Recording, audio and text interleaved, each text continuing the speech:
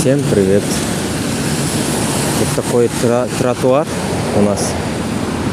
И потом это сразу подходишь и попадаешь в такой хороший озеро. Вот. Очень хороший. Здесь нету это нигде дорогу, чтобы через пройти. Мы можем вот так. И теперь через дорогу. Там машин очень много. А там тротуар.